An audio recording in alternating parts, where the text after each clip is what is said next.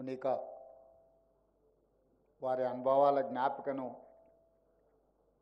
ఈరోజు విడుదల చేయడానికి నాతో పాటు ముఖ్య అతిథులుగా హర్యానా గవర్నర్ పెద్దలు బండారు దత్తాత్రేయ గారు, ఒడిశా గవర్నర్ ఖమ్మంపాటి హరిబాబు గారు, కేంద్ర మంత్రివర్యులు బండి సంజయ్ గారు, సహచార మంత్రివర్గ సభ్యులు దుద్దిల్ల శ్రీధర్ బాబు గారు, పొన్నం ప్రభాకర్ గారు, రాజ్యసభ సభ్యులు డాక్టర్ లక్ష్మణ్ గారు, అదేవిధంగా మాజీ కేంద్ర మంత్రివర్యులు సుబ్బరామరెడ్డి గారు, వేదిక మీద ఉన్న పెద్దలందరూ, ఇక్కడికి విచ్చేసిన విద్యాసాగర్ రావు గారి ఆత్మీయులందరికీ కూడా మనస్ఫూర్తిగా ధన్యవాదాలు, అభినందనలు తెలియజేస్తున్నాను.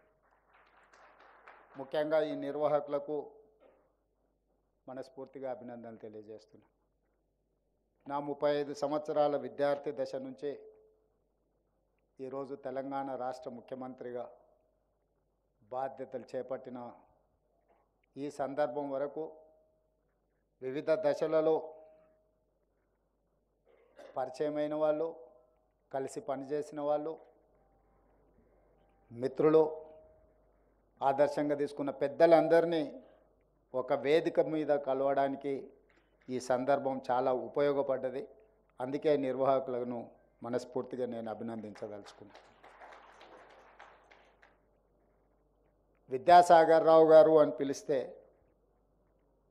వారికి మాకు చాలా దూరం ఉన్నట్టుగా భావించాల్సి వస్తుంది. వారికి కావలసిన వాళ్ళు, వారిని అభిమానించే వాళ్ళందరూ వారిని సాగర్జీగానే గుర్తిస్తారు, సాగర్జీగానే పిలుస్తారు. మా అందరికీ వారు సాగర్జీనే.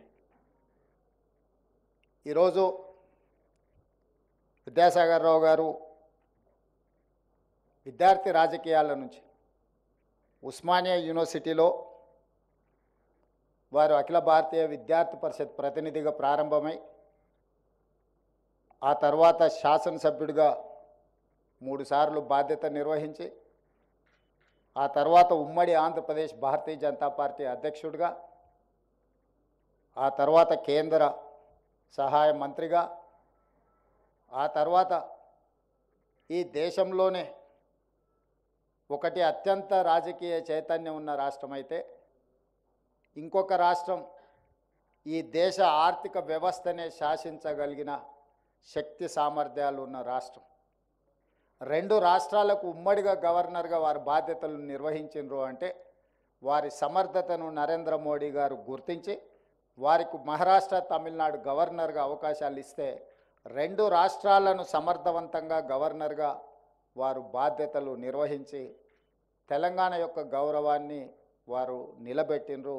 నిజంగా వారి అనుభవం విద్యార్థి పరిషత్ కార్యకర్త నుంచి ఉమ్మడి రాష్ట్రాల గవర్నర్గా వారు వివిధ హోదాలు చేపట్టిన దాదాపుగా 5 దశాబ్దాలు విద్యార్థి దశ నుంచి ఈ రోజు వరకు వారు ప్రజా జీవితంలో ఉన్నారు. ఇంత సుదీర్ఘకాలం ప్రజా జీవితంలో ఉన్న వాళ్ళు ఆరోపణలు ఎదుర్కోకుండా ఈ రోజుకు సమాజం అంతా గౌరవించేంత జీవితం వాళ్ళు గడిపారంటే మన అందరం కూడా పెద్ద ఎత్తున చప్పట్లతో వారిని అభినందించాల్సిన అవసరం ఉన్నది. ఒక్కసారి కౌన్సిలర్గానో, కార్పొరేటర్గానో లేదా ఏదైనా ఒక అవకాశం వస్తే మళ్ళీసారికి వచ్చే వరకల్లా వాళ్ళు చేసిన పనుల కంటే వాళ్ళ పట్ల వచ్చే ఆరోపణలు ఒక పుస్తకంగా తయారయ్యే ఈ పరిస్థితుల్లో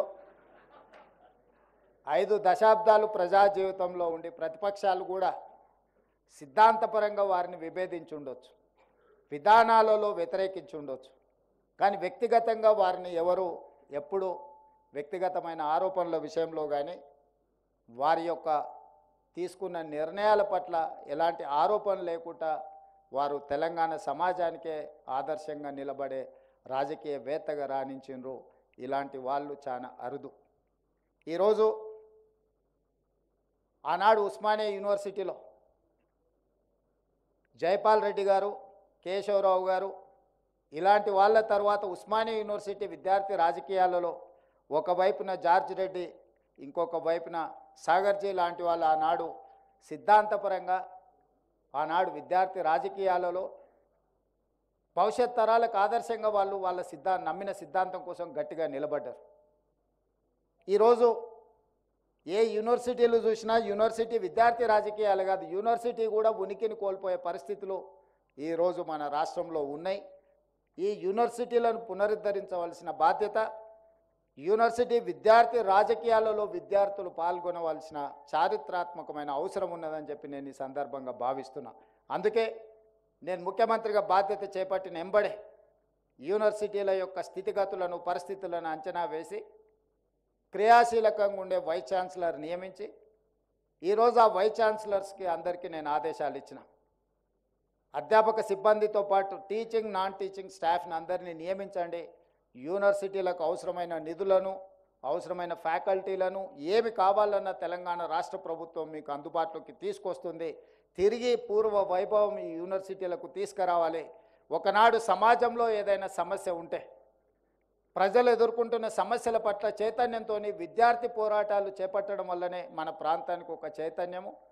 తెలంగాణ రాష్ట్రం ఈరోజు ఏర్పడ్డదంటే ఆనాడు రాజకీయ పార్టీల కంటే కూడా ఉస్మానియా కాకతీయ యూనివర్సిటీల విద్యార్థులు ముందు భాగాన నిలబడి పోరాటం చేసిండ్రు కాబట్టి ఆ యూనివర్సిటీలు విద్యార్థి సంఘాలు ప్రజల యొక్క సమస్యల పట్ల ప్రజలు ఎదుర్కొంటున్న ఇబ్బందుల పట్ల పోరాటాలు చేయడం వల్లనే చాలా సమస్యలకు పరిష్కారం దొరికింది. ఈరోజు మనం తెలంగాణ రాష్ట్ర ప్రత్యేక రాష్ట్రంలో ఉన్నాము అని అంటే ఆనాడు విద్యార్థి రాజకీయాలలో ఉన్న వాళ్ళే అత్యంత క్రియాశీలక పాత్ర పోషించారు. చాలా సందర్భాలలో నేను మాట్లాడితే అంత బాగోదేమో కానీ మాట్లాడాల్సిన అవసరం ఉన్నది పార్టీ ఫిరాయింపుల మీద. పార్టీ ఫిరాయింపుల గురించి చర్చలు సిద్ధాంతపరమైన భావజాలం, విద్యార్థి దశలో సిద్ధాంతపరమైన భావజాలంలో రాణించిన వాళ్ళు తక్కువ ఉండడం వల్లనే విద్యార్థి రాజకీయాలలో చైతన్యం కోల్పోవడం వల్లనే ఈరోజు ప్రజా జీవితంలోకి వచ్చేవాళ్ళు ప్రజాప్రతినిధులుగా కావాలి, ఏదో రకంగా ఏదో ఒక పదవిలో ఉండాలి కాబట్టి ఏ పార్టీ అయినా పర్వాలేదు మాకు పదవి ఉంటే చాలు అనుకునే పరిస్థితులు ఈరోజు రాష్ట్రంలో ఈరోజు వచ్చినాయి. దీనికి కారణం విద్యార్థి రాజకీయాలు సిద్ధాంతపరమైన విధానాలు లోపించడమే దీనికి కారణం. విద్యార్థి రాజకీయాలలో సిద్ధాంతపరంగా రాణించిన వాళ్ళు ఉంటే అధికారం వచ్చినా రాకపోయినా నమ్మిన సిద్ధాంతం కోసం దశాబ్దాల కాలం పాటు ఆ సిద్ధాంతం కోసం పనిచేసిన వాళ్ళు, జీవితాలను త్యాగం చేసిన వాళ్ళు ఎంతోమంది కనిపిస్తారు. అలాంటి విద్యార్థి రాజకీయాలు మళ్ళీ తెలంగాణ రాష్ట్రంలో పునరుద్ధరించవలసిన బాధ్యత మన అందరి మీద ఉన్నది. ముఖ్యంగా వేదిక మీద ఉన్న పెద్దలందరూ మనందరం కూడా ఒక స్ఫూర్తిని ఇవ్వాల్సిన అవసరం ఉన్నది. మనందరం కూడా ఈ విద్యార్థి రాజకీయాలను ప్రోత్సహించాల్సిన అవసరం ఉన్నది. లేకపోతే చైతన్యం కోల్పోయి రాష్ట్ర అభివృద్ధిలో ఈరోజు మనం వెనుకబడే పరిస్థితి వస్తుంది. వీరు రచించిన వారి ఆలోచన, వారి అనుభవాలు రాబోయే విద్యార్థి రాజకీయాలలో ఎవరైతే రాణించాలనుకుంటారో వాళ్ళందరూ కూడా చదవాల్సిన అవసరం ఉన్నది. ఈరోజు తెలంగాణ రాష్ట్రంలో మొదటి తరంలో బూర్గుల రామకృష్ణారావు గారు, పివి నరసింహారావు గారు, మర్రి చెన్నారెడ్డి గారు లాంటి వాళ్ళు ఉంటే రెండవ తరంలో జైపాల్ రెడ్డి గారు, విద్యాసాగర్ రావు గారు, దత్తాత్రేయ గారు లాంటి వాళ్ళు రాణిస్తే మూడో తరంలో చెప్పుకుందామన్నా కూడా గొప్పగా రాణించే పరిస్థితులు మన దగ్గర కనిపించడం లేదు. వారు అన్నట్టుగా శాసనసభలో ప్రతిపక్షము పాలకపక్షము ట్రెజరీ బెంచెస్, అపోజిషన్ బెంచెస్, గతంలో ట్రెజరీ బెంచెస్ వైపు నుంచి ఎప్పుడు ముఖ్యమంత్రి గారు మాట్లాడాలనుకున్న స్పీకర్ గారు మైక్ ఇచ్చేవాళ్ళు. సహజంగా ముఖ్యమంత్రి గారు కాబట్టి మైక్ ఇస్తారని ఒక భావన.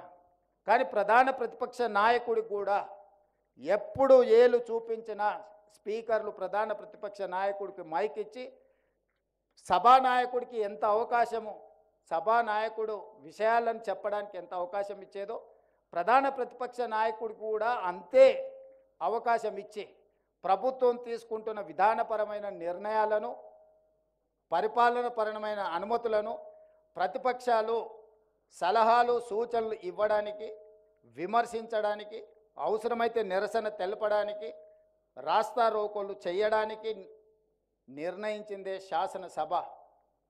ఆ శాసనసభలో ప్రభుత్వము అంటే అధికార పార్టీలో గెలిచిన వాళ్ళే కాదు, ప్రభుత్వము అని అంటే ప్రతిపక్షము పాలకపక్షం కలిస్తేనే ప్రభుత్వం.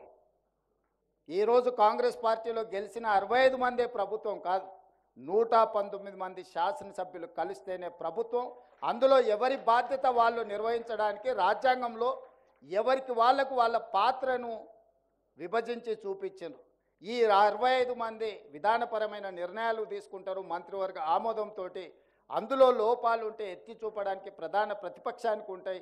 అదేవిధంగా విపక్షాలకు సంబంధించిన నాయకులకు కూడా ఒక ఫ్లోర్ లీడర్ ఉండడం, ఆయా పార్టీలు ఆ విధానాలలో ఉన్న లోపాలను ఎత్తి చూపడానికే మనం ఈ చట్టసభలను ఏర్పాటు చేసుకున్నాం. కాలక్రమేణా ఆ స్ఫూర్తి కోల్పోయినాం. ఒకప్పుడు ఉమ్మడి ఆంధ్రప్రదేశ్ శాసనసభలో వెంకయ్య నాయుడు గారైనా జైపాల్ రెడ్డి గారైనా లేదా సాగర్జీ వాళ్ళ పార్టీకి ఉన్న ప్రాతినిధ్యం చాలా తక్కువ. కానీ విషయాలను లేవనెత్తడంలో, ప్రభుత్వాలను నిలదీయడంలో కమ్యూనిస్టులు కానీ లేకపోతే భారతీయ జనతా పార్టీకి సంబంధించిన నాయకులు ఎంతో క్రియాశీలక పాత్ర పోషించేది. ఇదే కాదు, ఈరోజు సభలో నేను గతంలో చూసిన దాటికి ఈరోజు సభలో ఉన్న భిన్న పరిస్థితులను కూడా నేను ఈ సందర్భంగా ప్రస్తావించదలుచుకున్నాను.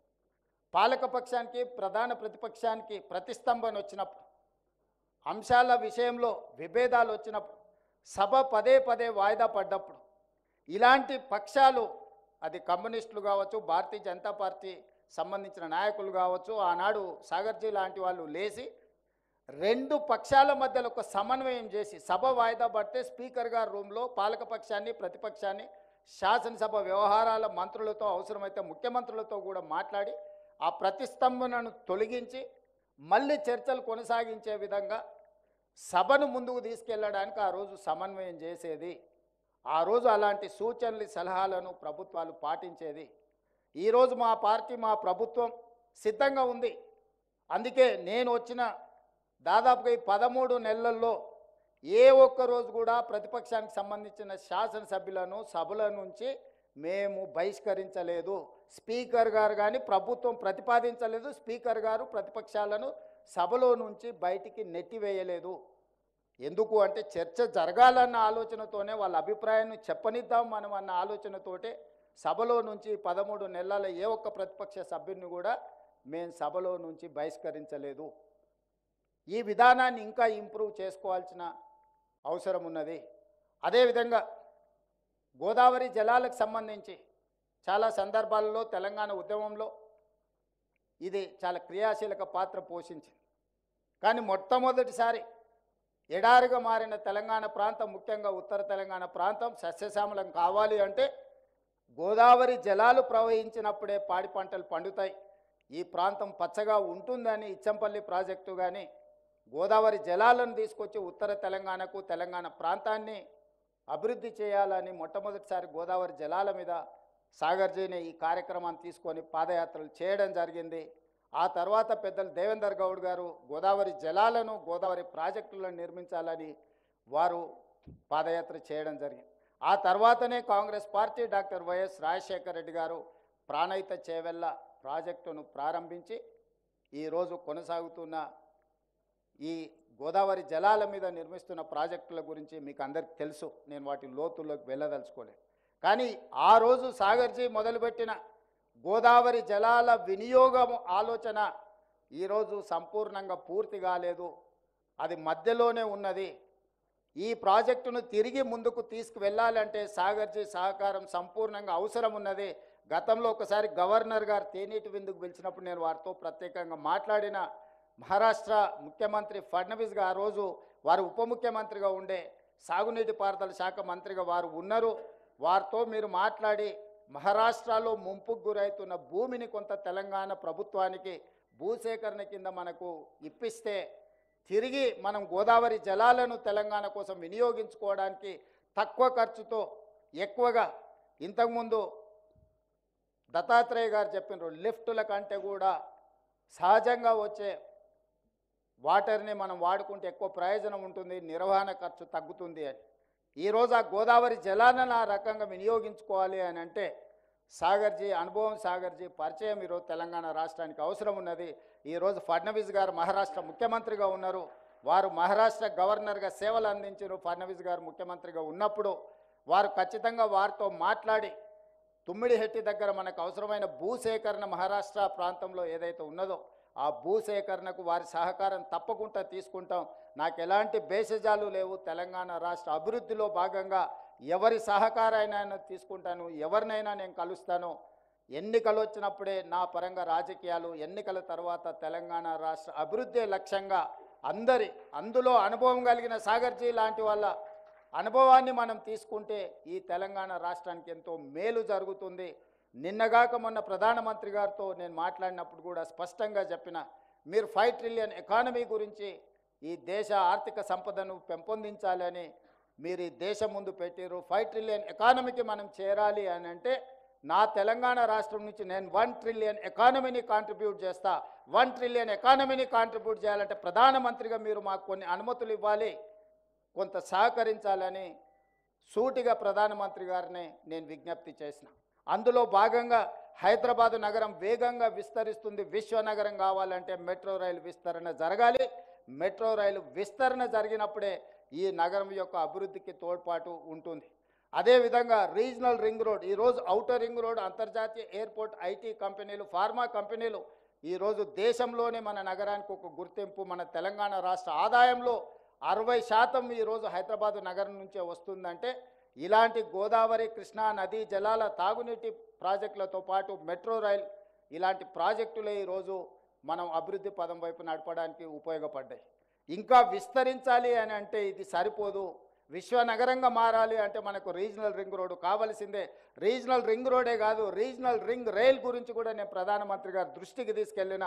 ఏ విధంగా అయితే ఔటర్ రింగ్ రోడ్ ఈరోజు రోడ్డు రవాణా వ్యవస్థ ఉందో, రీజనల్ రింగ్ రోడ్ 370 కిలోమీటర్లు, దాదాపుగా ఈ 370 కిలోమీటర్లకు రీజనల్ రింగ్ రైల్ కూడా ప్రధానమంత్రి గారిని అడగడమే కాకుండా, మాది ల్యాండ్ లాక్ స్టేట్, మాకు సముద్రం లేదు కాబట్టి మా అభివృద్ధిలో కొంత ఆటోమొబైల్ ఇండస్ట్రీ కానీ మిగతా పరిశ్రమలు రావడానికి ఇబ్బందికరంగా ఉంది.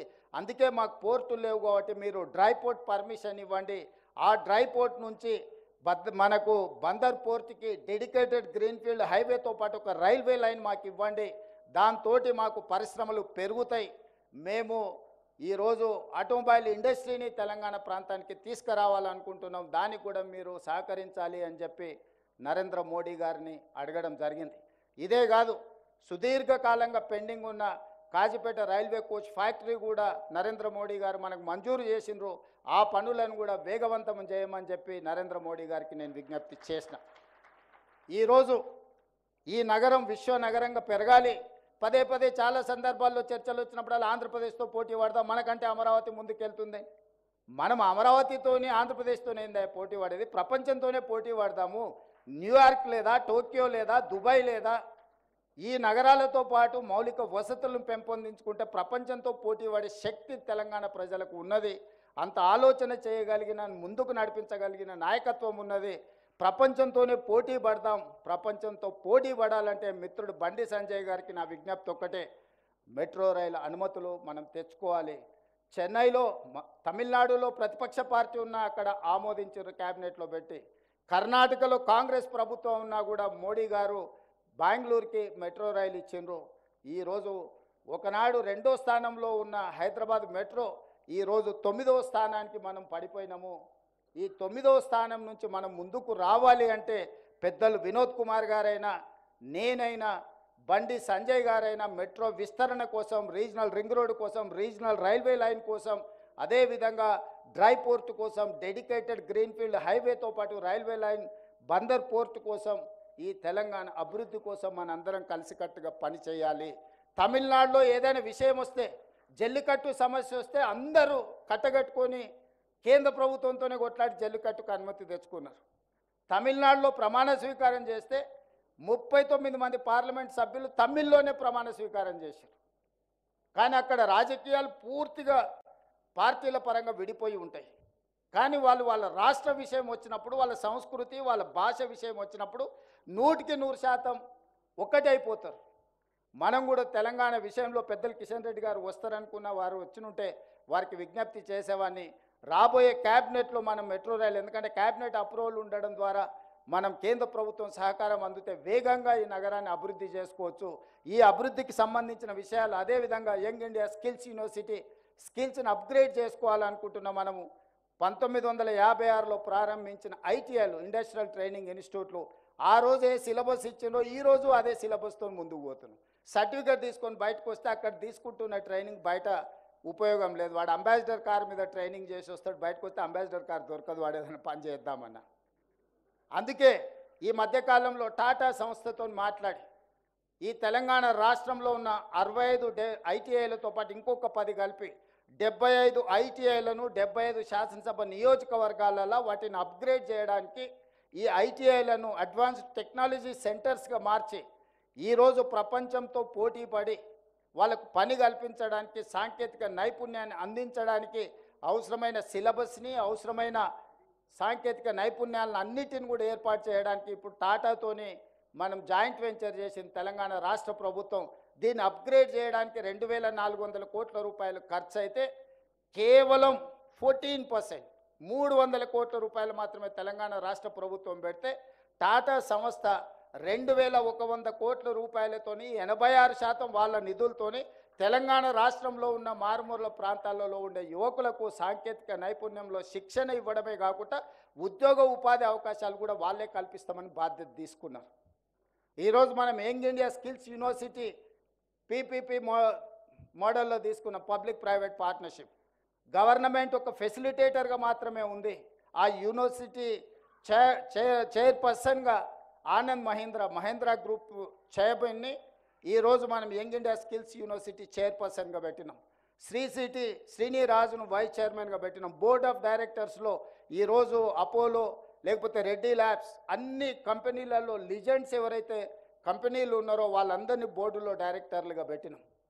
ఆ సంస్థ నడవడానికి ప్రభుత్వం మీద నిధులకు ఆధారపడకుండా ఒక 600 crores కార్పస్ ఫండ్ వివిధ కంపెనీల నుంచి పూల్ చేసి వాళ్ళ దగ్గర ఒక 600 కోట్ల రూపాయల యూనివర్సిటీ ఆ ఛాన్సలర్ అక్కడ ఉండే చైర్పర్సన్ డిస్పోజాఫ్లో పెట్టినాం. ఎందుకంటే దాని నిర్వహణలో ₹1 ప్రభుత్వాన్ని అడగాల్సిన పని లేకుండా నిర్మాణంలో కూడా మెగా సంస్థ ముందుకు వచ్చి 60 ఎకరాల స్థలం ప్రభుత్వం ఇస్తే 200 కోట్ల రూపాయలతో క్యాంపస్ మొత్తం వాళ్ళే సిఎస్ఆర్ ఫండ్స్ కింద కట్టమని ముందుకు వచ్చారు. జూన్ 2 లోపల ఆ క్యాంపస్ మొత్తం సిద్ధం చేస్తున్నాం.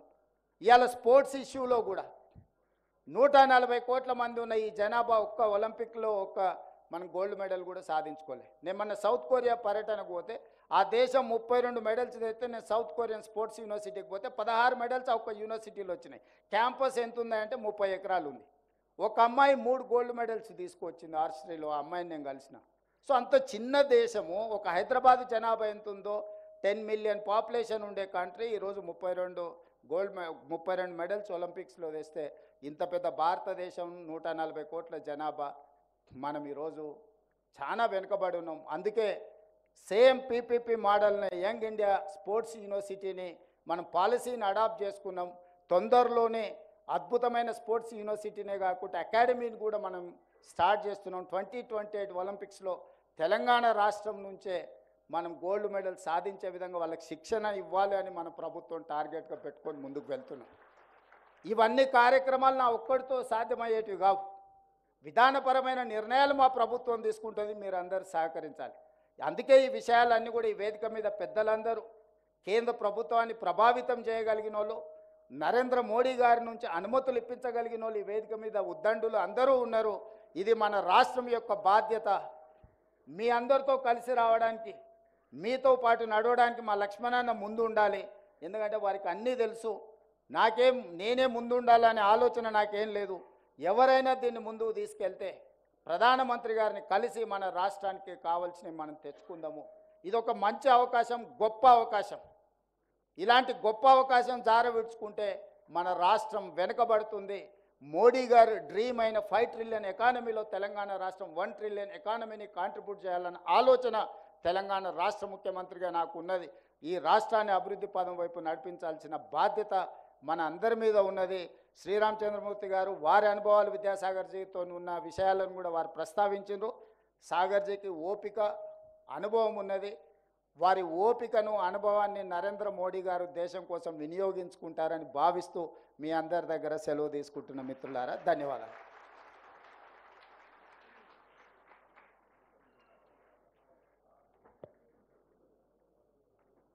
Memento presentation.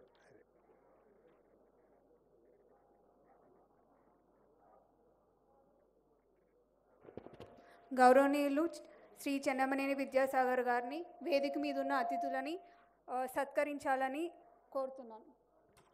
ఫస్ట్ మన తెలంగాణ రాష్ట్ర ముఖ్యమంత్రి రేవంత్ రెడ్డి గారిని షాలుతో సత్కరించాల్సిందిగా కోరుతున్నాను. అదేవిధంగా జ్ఞాపికను కూడా బహుకరించాలని కోరుతున్నాను.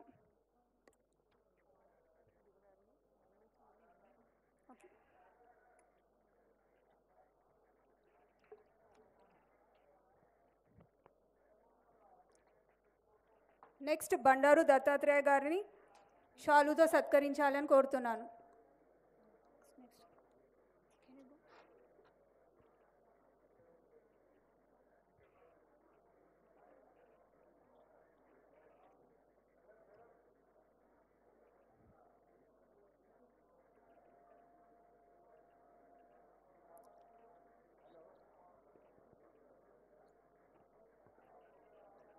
నెక్స్ట్ హరిబాబు గారిని షాలుతో సత్కరించాలని కోరుతున్నాను.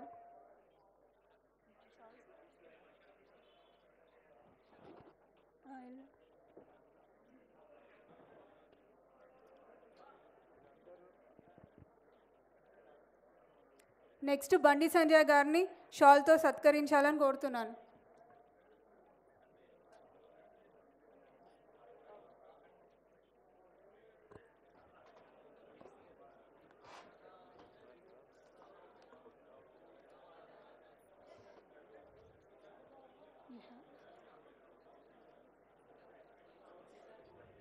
నెక్స్ట్ శ్రీధర్ బాబు గారిని షాల్తో సత్కరించాలని కోరుతున్నాను.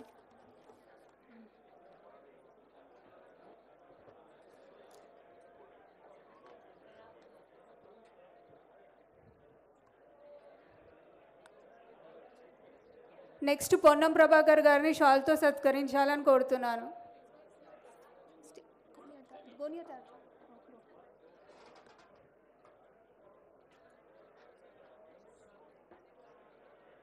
నెక్స్ట్ డాక్టర్ లక్ష్మణ్ గారిని షాల్తో సత్కరించాలని కోరుతున్నాను.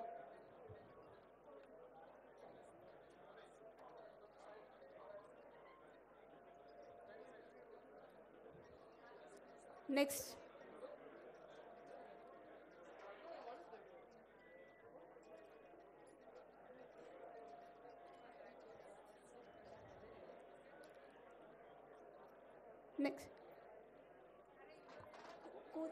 నెక్స్ట్ లక్ష్మణ్ గారిని షాల్తో సత్కరించాలని కోరుతున్నాను.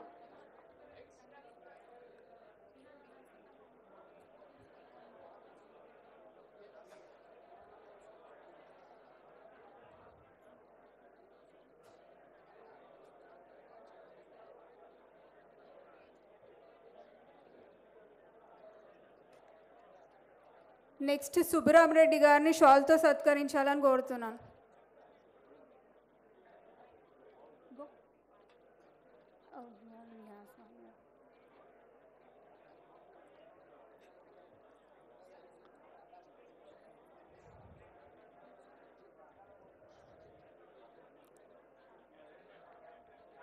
నెక్స్ట్ శ్రీ రామచంద్రమూర్తి గారిని షాల్తో సత్కరించాలని కోరుతున్నాను.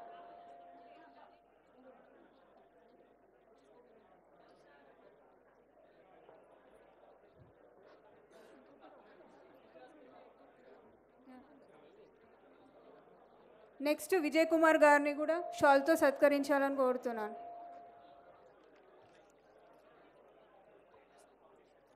విజయ్ కుమార్ గారు ఎంఎస్కో publisher. Yeah, he is the one who published the book.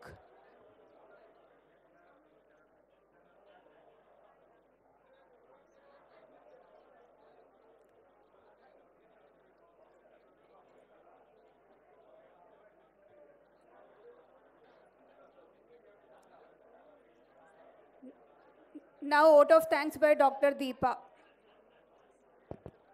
ఈనాటి ఈ కార్యక్రమానికి ముఖ్య అతిథిగా విచ్చేసిన తెలంగాణ రాష్ట్ర ముఖ్యమంత్రి వర్యులు శ్రీ అనుమల రేవంత్ రెడ్డి గారికి వారి యొక్క విలువైన సమయాన్ని ఈ కార్యక్రమానికి కేటాయించి ఈ పుస్తకావిష్కరణ కార్యక్రమానికి నిండుతనాన్ని మరియు మరింత ప్రాముఖ్యతని సంతరింపజేసినందుకు మనస్ఫూర్తిగా ధన్యవాదాలు తెలుపుతున్నాము.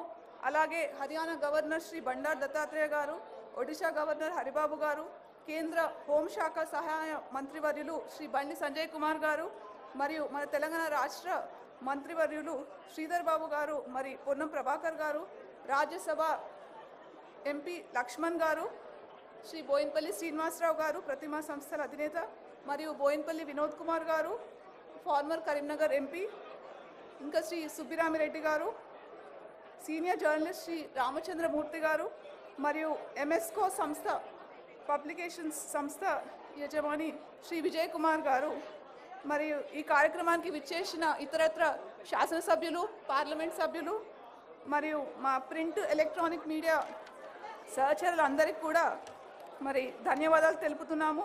మా కుటుంబ సభ్యులు మరి శ్రేయోభిలాషులు అందరూ కూడా మరి సాగర్జీ అభిమానులు ఇవాళ ఇక్కడికి విచ్చేసిన వారు అందరికీ కూడా మరి ఈ కార్యక్రమాన్ని ఇంత విజయవంతం చేసినందుకు కృతజ్ఞతలు తెలియజేస్తున్నాను. నాకు ఈ అవకాశం ఇచ్చినందుకు ధన్యవాదాలు.